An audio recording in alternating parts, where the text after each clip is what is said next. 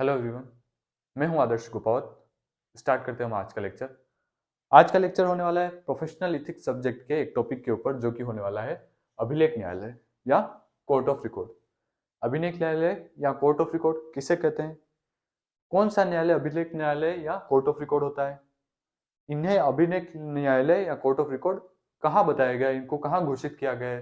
कैसे इनको अभिलेख न्यायालय की जो है मान्यता मिली हुई है? कहाँ दी गई है ये मान्यता? ये देखने वाले हैं। इनको इनमें और साधारण न्यायालय में क्या क्या अंतर होता है, वो भी आज हम देखने वाले हैं। इसके बाद मैं आपको बताने वाला हूँ कि इन केसेस को किस प्रकार से देखा जाता है। पुराने केसेस जो इस तरह से लिखे हुए होते हैं, आपको कई बार नंबर लिखे हुए मिल जाते हैं हर केस के आगे। मेरी वीडियो में भी आपने देखा होगा या कहीं और भी आपने देखा होगा। तो ऐसे जो नंबर्स लिखे होते हैं, इनका क्या मतलब होता है और इन्हें कैसे देखा जाता है? जब अगर आपको सिर्फ ये नंबर दे दिया जाए तो आप क्या उस केस को ढूंढ सकते हो, कैसे ढूंढ सकते हो, ये भी मैं आपको बताने वाला हूँ। अब न्यायालय के कई प्रकार के होते हैं। आपने सुना होगा high court, supreme court, district court, session court, इतने सारे कई सारे नाम सुने होंगे। अब इन सभी न्यायालय में अभिलेख न्यायालय या कोर्ट ऑफ रिकॉर्ड कौन सा होता है? तो अभिलेख न्यायालय या कोर्ट ऑफ रिकॉर्ड का दर्जा जो है केवल दो कोर्ट को मिला हुआ है। कौन कौन सी है? सुप्रीम कोर्ट और हाई कोर्ट। कहाँ दिया गया है अभिलेख न्यायालय का दर्जा? इन्हें कैसे मान लिया गया है कि ये अभिलेख न्यायालय है? तो भारत के संविधान में ही ऐसी व्यवस्था की गई है जहां पर हाई कोर्ट और सुप्रीम कोर्ट को जो है कोर्ट ऑफ रिकॉर्ड या अभिलेख न्यायालय माना गया है। भारतीय संविधान के अनुच्छेद 129 में सुप्रीम कोर्ट उच्चतम न्यायालय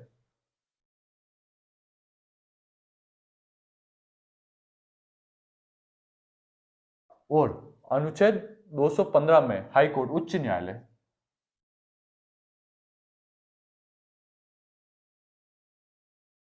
तो भारतीय संविधान के अनुच्छेद 129 में तो सुप्रीम कोर्ट यानी कि उच्चतम न्यायालय को, और अनुच्छेद 215 में हाई कोर्ट उच्च न्यायालय को जो है कोर्ट ऑफ रिकॉर्ड घोषित किया गया है। संविधान के इन दोनों अनुच्छेद में, इन दोनों आर्टिकल में, आर्टिकल 129 में तो सुप्रीम कोर्ट को और 215 में हाई कोर्ट को जो है कोर्ट ऑफ रिकॉर्ड घोषित किया गया है।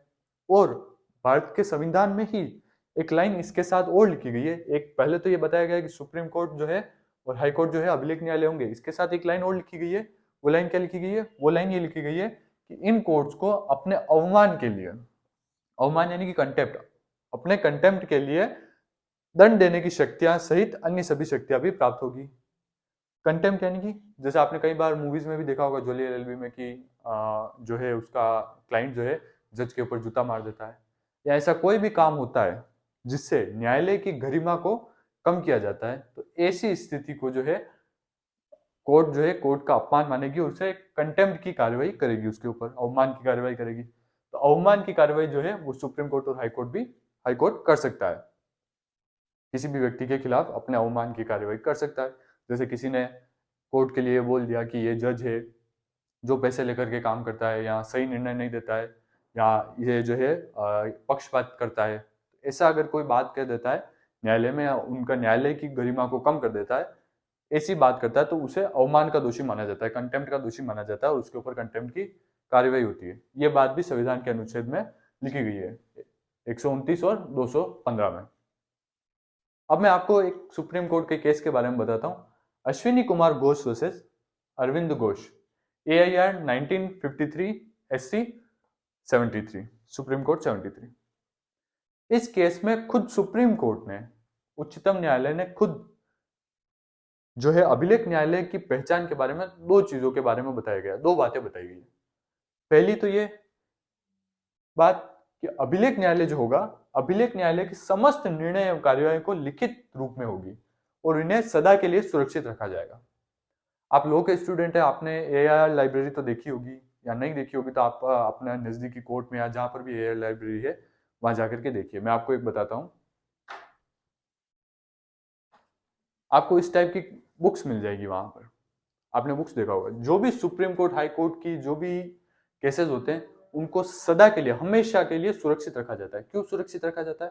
सुरक्षित इसलिए रखा जाता है कि जो इनके अंडर की कोर्ट है, जैसे डिस्ट्रिक्ट कोर्ट है, सेशन कोर्ट है, या फिर जो हाई कोर्ट है, वो सुप्रीम कोर्ट के द्वारा दिए गए निर्देशों को, यानी कि सुप्रीम कोर्ट के द्वारा दिए गए निर्णयों को पालना करते हुए अपने निर्णय देती है। जैसे कि अगर कोई किसी मामले में सुप्रीम कोर्ट ने कोई निर्णय दिया और सेम वैसा ही मामला फिर हाई कोर्ट में आया, तो हाई कोर्ट भी सुप्रीम कोर्ट के उस मामले के अनुसार, जहां सुप्रीम कोर्ट ने जिस प्रकार का निर्णय दिया था, उसी अनुसार काम करेगी और उसी प्रकार का निर्णय ये भी देगी। और हाई कोर्ट के निर्णय जो है अन्य सभी जो अंडर की कोर्ट है, डिस्ट्रिक्ट कोर्ट, सेशन कोर्ट, उनमें भी मान्य होंगे, यानी कि वो भी हाई कोर्ट के निर्णय के अनुसार काम करेंगे।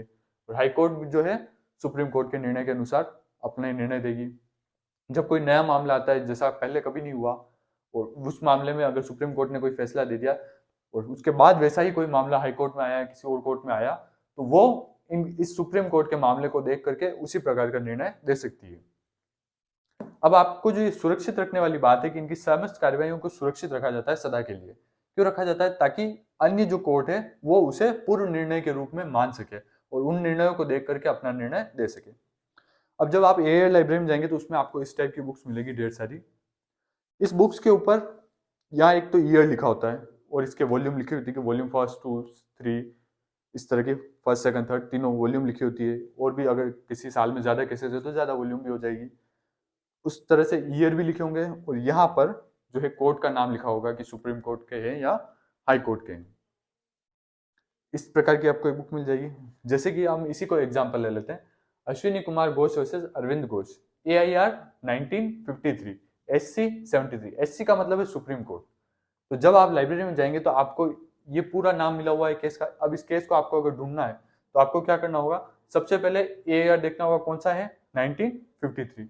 तो आपको ऐसी वाली बुक जो यहाँ पर आपको पहले सबसे पहले ईयर ढूंढना है।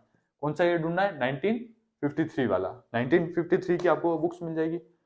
एक ही बुक नहीं होगी, वहां बहुत सारी बुक होगी। उसमें से आपको देखना है कि फिर मामला कहाँ का है। सुप्रीम कोर्ट का मामला है तो आपको यहाँ देखना होगा कि सुप्रीम कोर्ट की कौन सी है, हाई कोर्ट की कौन सी है। उसमें वॉल्यूम 1, 2, 3 ऐसे अगर हो सकते हैं, ज्यादा हो सकते हैं नहीं भी हो, तो वो भी आपको देखना है।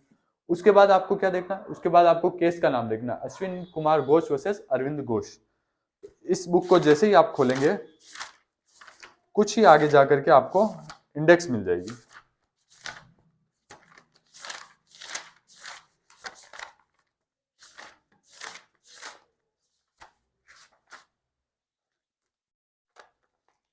इस प्रकार की आपको मिलेगी इंडेक्स। इसमें फर्स्ट में सारे ही केसेस के नाम लिखे होंगे और केस के बाद वो पूरा ईयर वगैरह भी लिखा हुआ होगा। आपको जो ये 73 दिख रहा है, कई सारी, जैसे इस बुक में तो नहीं है परंतु कई सारी ऐसी बुक्स भी होंगी जहां पर ये 73 जो ये पेज नंबर है। आप डायरेक्ट इस ईयर की ये वाली बुक के इस पेज नंबर को, जैसे 73 वाले पेज नंबर को आप डायरेक्ट खोलेंगे तो आपको उस पेज नंबर पे सीधा ही यह केस मिल जाएगा।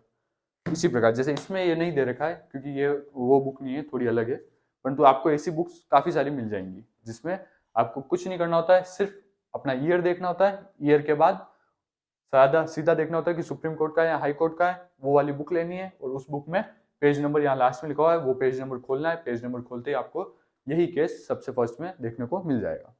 तो इस तरह से आप पुराने केसेस को देखते हैं। इसी तरीके से संभाल के सारे ही केसेस रखे जाते हैं। जैसे अभी तक 1953 तक का केस आप देख रहे हो, इससे भी कई सारे पुराने केसेस भी होते हैं जो भी संभाल के रखे गए होते हैं।